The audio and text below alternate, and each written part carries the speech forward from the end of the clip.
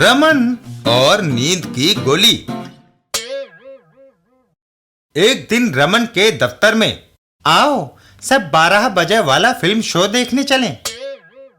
ख्याल तो अच्छा है पर बॉस छुट्टी नहीं देगा। यह काम इस नींद की गोली पर छोड़ दो।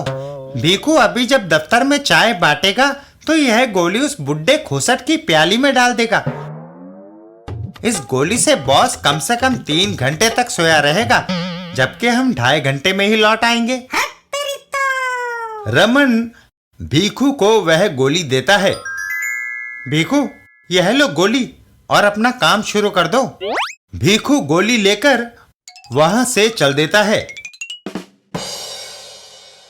और चाय के प्याले में मिला देता है। अबे क्या करता है? भीखू बॉस के कमरे में चाय लेकर जाता है और बॉस चाय पी लेता है। उसके बाद भीखू स्टाफ को चाय देता है। थोड़ी देर बाद, ये तो गया काम से। जब यह जागे तो इसे कह देना कि यह बर्खास्त कर दिया गया है। ओए!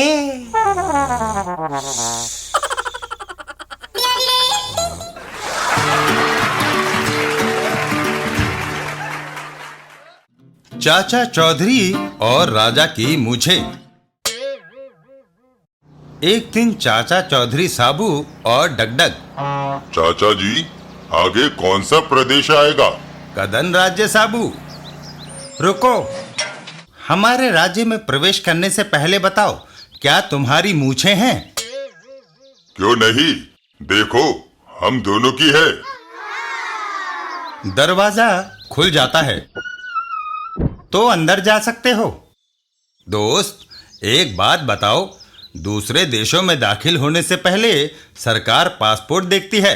क्या तुम्हारे कदन राज्य में मूछें ही प्रमाण पत्र हैं? हाँ, आगे बढ़ो। कदन राज्य का राजा बलचान। कैदी का जुर्म?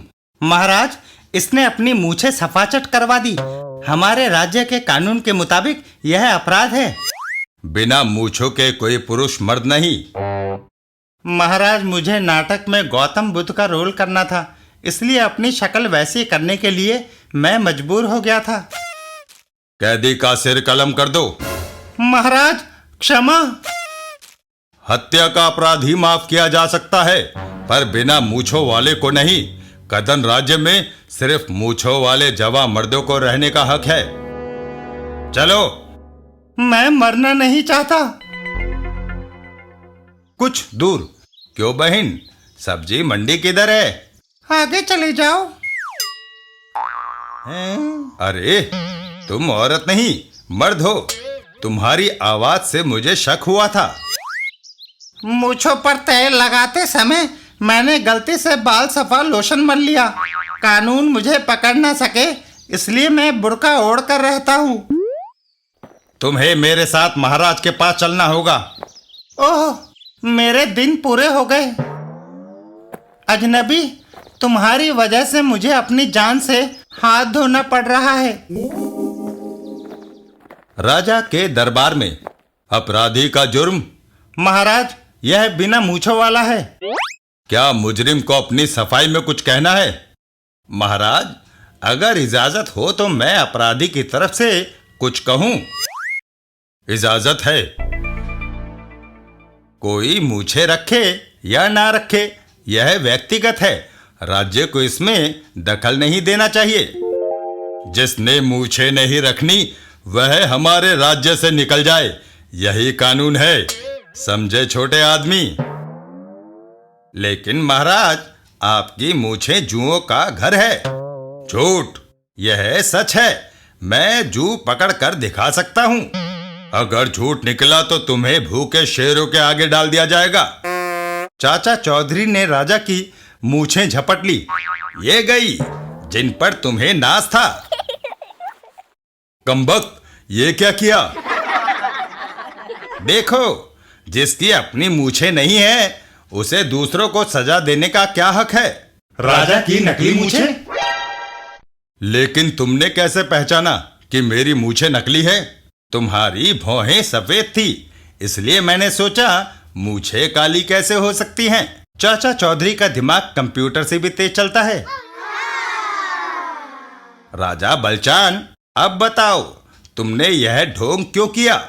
ये कई साल पुरानी बात है, जब मैं 25 साल का हो गया था, मगर मेरे चेहरे पर दाढ़ी मूछ नहीं उगी। कस्बे के सारे लोग मेरी खिल्ली उड़ाते थे। देखो, बलचान बालिग हो गया, मगर उसके चेहरे पर दाढ़ी मूछ नहीं आई। वह मर्द नहीं, औरत है। ऐसी बेइज्जती सहने से अच्छा है कि मैं आत्महत्या कर लूं। अरे नौजवान, जिंदगी बड़ी अनमोल चीज है, उसे मत गवाओ। मैं पाटे खा नौटंकी में काम करता हूँ। अगर दाढ़ी मूछ नहीं होगी तो निराश मत हो, ये नकली मूछें लगा लो। धन्यवाद पाटे खां। नकली मूछें लगाकर मैं चल दिया। अगर मैं अपने कस्बे में गया तो लोग पहचान लेंगे। मुझे दूर किसी दूसरे राज्य में जाकर बाकी जीवन बिताना चाहिए। मैं चलता चलता कदन राज्य पहुंचा।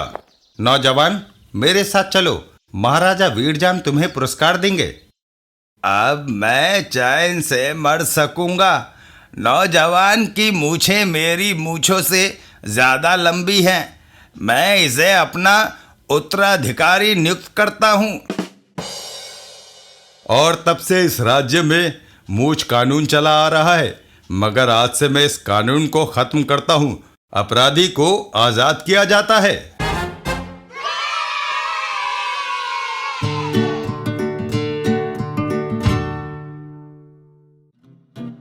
रमन और मौसी। एक दिन रमन और मोगा सिंह, दोस्त रमन, और मुझे बचाओ। मेरी बीवी बीका कौर मुझे अपनी मौसी के घर ले जाना चाहती है।